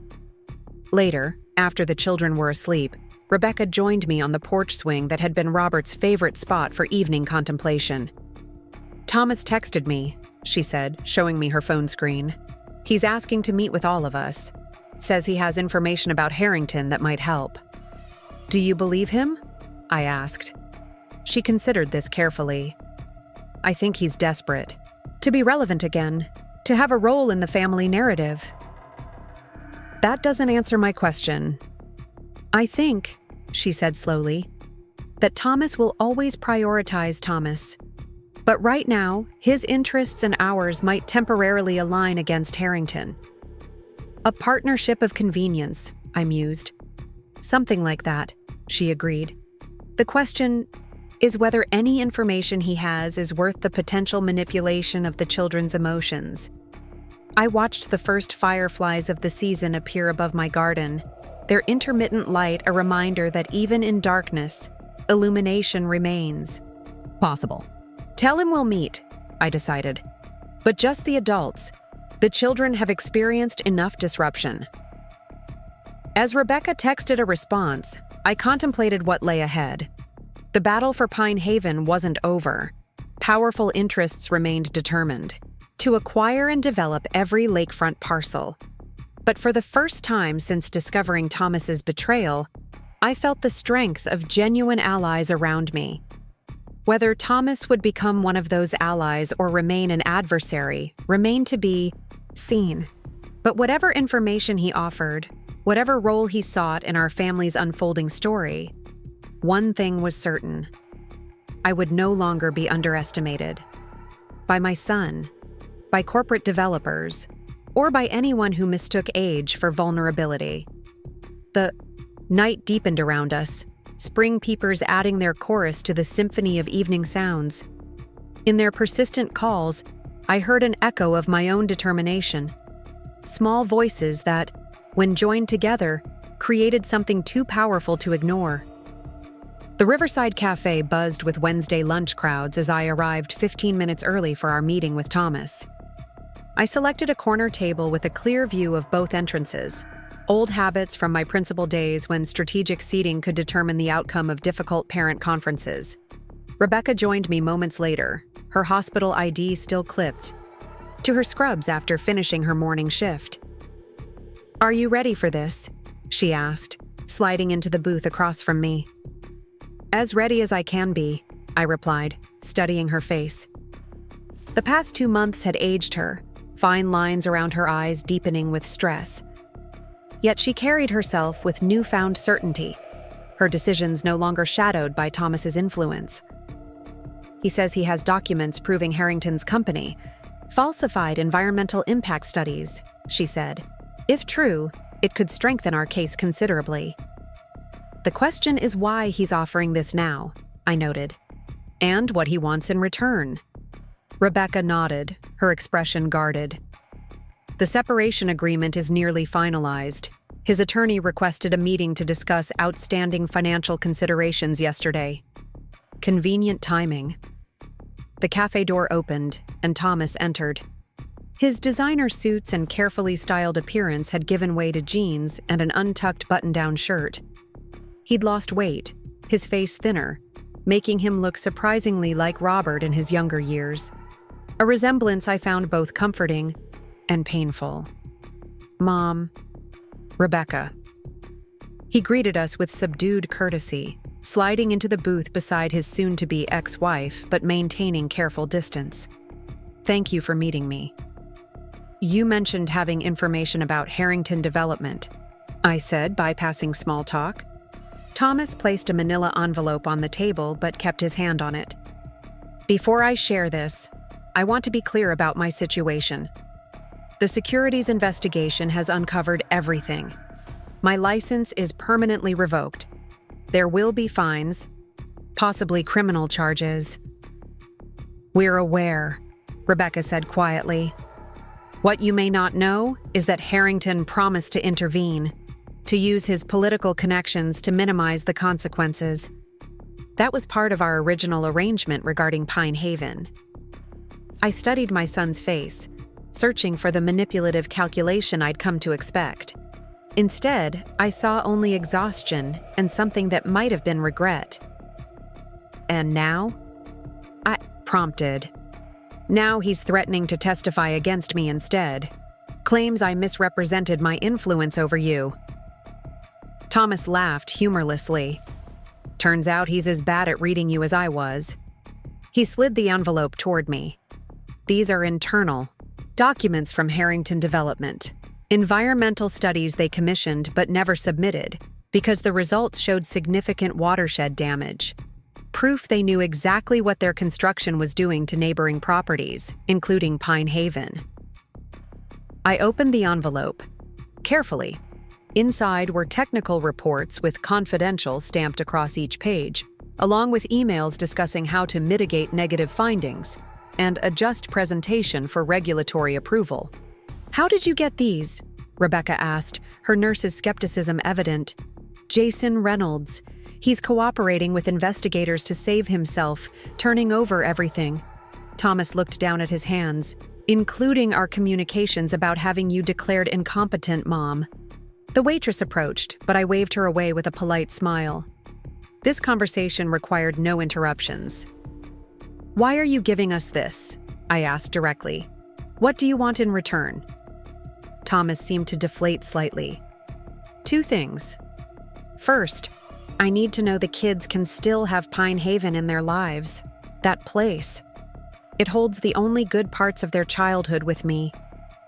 And second, Rebecca prompted when he hesitated. A chance to make amends, he said simply. Not forgiveness. I haven't earned that. But the opportunity to try. I considered his words carefully, weighing them against months of deception. These documents could be very helpful with our legal strategy against Harrington.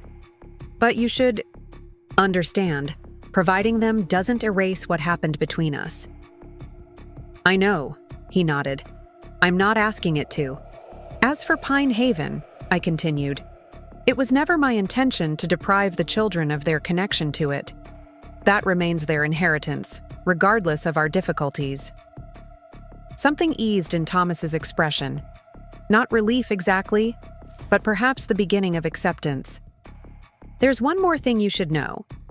Harrington isn't just facing problems with the Planning Commission. The State Environmental Protection Agency has opened an investigation based on an anonymous tip. Your tip? Rebecca asked. He shrugged, slightly. Let's just say I've found disposing of toxic relationships to be unexpectedly therapeutic. After Thomas left, Rebecca and I remained at the table, examining the documents he'd provided. Do you believe him? She asked. About wanting to make amends? I contemplated this as I organized the papers. I believe he's sincere in this moment. Whether that sincerity survives when facing actual consequences remains to be seen. The children ask about him, she admitted. Especially Lily. She doesn't understand why everything changed so suddenly. Perhaps it's time for smaller steps forward, I suggested. Supervised visits that aren't limited to his apartment. Maybe even helping with some of the Pine Haven restoration work this summer. Rebecca nodded slowly. Physical labor has a way of cutting through emotional barriers, and the children would feel more comfortable with him in a familiar setting. Daniel was ecstatic about the documents Thomas had provided. This is exactly what we needed, he declared during our emergency conference call that evening. Proof of deliberate concealment of environmental impact data. The Planning Commission can move from permit suspension to outright revocation. Will that stop the development entirely? I asked. Not necessarily, he cautioned. But it would require them to start the approval process from scratch, with much stricter oversight and genuine environmental mitigation requirements. Making the project significantly less profitable, I concluded. Exactly. Investors get nervous when projected returns diminish. The call had barely ended when my doorbell rang. Victor Harrington stood on my porch, his tailored appearance slightly disheveled, suggesting he'd come directly from a heated meeting. Mrs. Davidson, he said tightly. I believe we need to speak. Rebecca materialized in the hallway behind me, clearly concerned about this unexpected visit. It's all right, I assured her. Mr. Harrington and I can talk on the porch. We settled into the wicker chairs Robert had restored years ago. The evening was pleasant, lilacs scenting the air as sunset painted the sky in watercolor hues. "You've created quite a problem for my investors," Harrington began, dispensing with pleasantries. "Your company's disregard for environmental regulations and property rights created the problem," I corrected. "I merely brought it to light." His jaw tightened.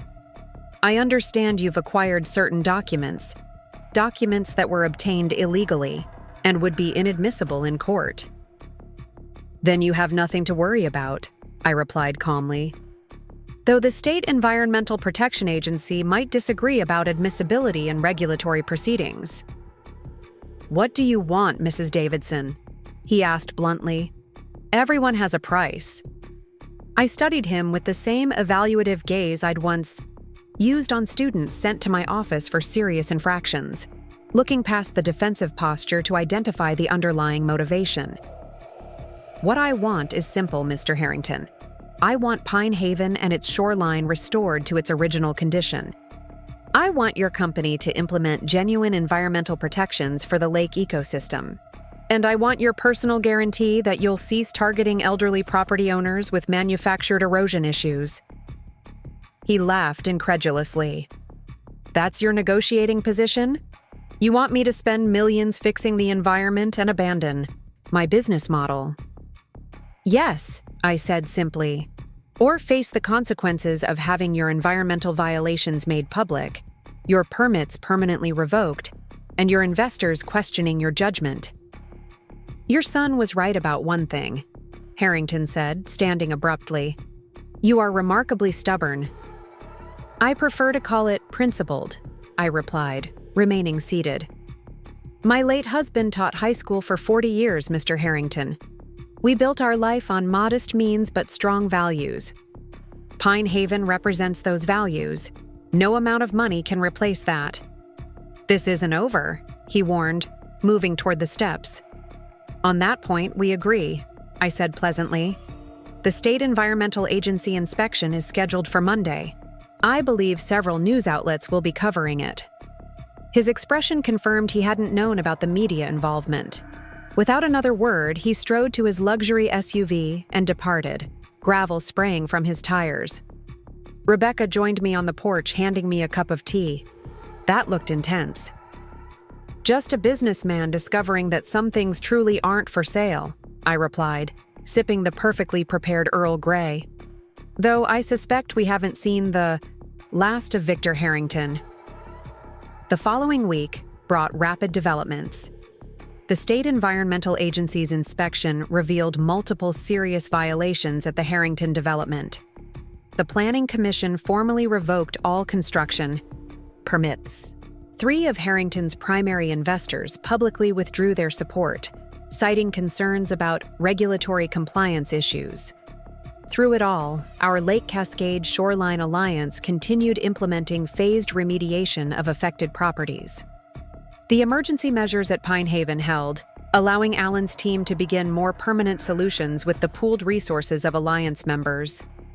On a bright Saturday in early April, I drove to Pine Haven alone, needing quiet time to contemplate recent events and future decisions. The cabin looked vulnerable yet resilient against the backdrop of Harrington's now idle luxury development. Construction equipment sat abandoned behind hastily erected safety fencing, the half-built structures already showing signs of exposure to the elements. I unlocked the cabin door, inhaling the familiar scent of pine and memories. Every corner held echoes of family moments. Robert teaching Thomas to play chess at the small table by the window. Noah and Lily building blanket forts on rainy days. Rebecca learning to make my mother's blueberry cobbler in the tiny kitchen. Outside on the dock, I sat with my feet dangling above the still cold water. Spring had finally asserted itself, ice giving way to gentle waves that lapped against the weathered pilings. The shoreline showed signs of the erosion battle, sandbags and temporary barriers interrupting the natural beach, but it remained fundamentally intact, like our family, damaged but not destroyed. My phone chimed with a text from Rebecca. Meeting with Thomas went well. Kids asked if he could come to Pine Haven for Memorial Day weekend. Thoughts? I studied the message, considering the implications. The traditional family holiday at the cabin had always marked the unofficial start of summer. Including Thomas would be a significant step, an acknowledgement that despite everything, family connections persisted. Before I could respond, another message appeared. He's agreed to continue therapy and financial counseling. Says he wants to earn back trust, not demand it. I typed carefully. If you and the children are comfortable, I am too. Pine Haven has always been about family, all of it, including the complicated parts. The sun warmed my face as I slipped my phone back into my pocket. Across the lake, an osprey dove for fish, its perfect dive producing barely a ripple before it emerged victorious with its catch. Nature's resilience displayed in miniature, adaptation, persistence, renewal. 2 weeks later, I signed the final documents establishing the Pine Haven Trust. The legal structure Daniel had created ensured the property would remain in our family for generations, with clear provisions preventing any individual from selling or developing it without unanimous consent from all adult beneficiaries. This essentially makes Pine Haven immune to the scenario Thomas and Harrington attempted, Daniel explained as I reviewed the language. Even if someone were declared your guardian, the trust provisions would remain binding. And the environmental protections? I asked. Integrated throughout, he confirmed. Any future renovations must maintain or improve watershed management. The shoreline restoration plan is formally incorporated as an ongoing obligation. As spring gave way to early summer, the restoration work at Pine Haven progressed steadily. The Lake Cascade Shoreline Alliance had evolved into an established community organization, now consulting with county officials on revised development guidelines for the entire watershed. Harrington Development filed for bankruptcy protection in May, its investors fleeing amid regulatory scrutiny and civil lawsuits from affected property owners. Victor Harrington himself retreated to his company's headquarters in Chicago, leaving behind half-built monuments to corporate overreach. Memorial Day weekend arrived with perfect blue skies and gentle breezes. Rebecca and the children arrived at Pine Haven first, bringing groceries and summer clothes. I followed with Maggie, who insisted on helping prepare for what she called the family reconstruction project.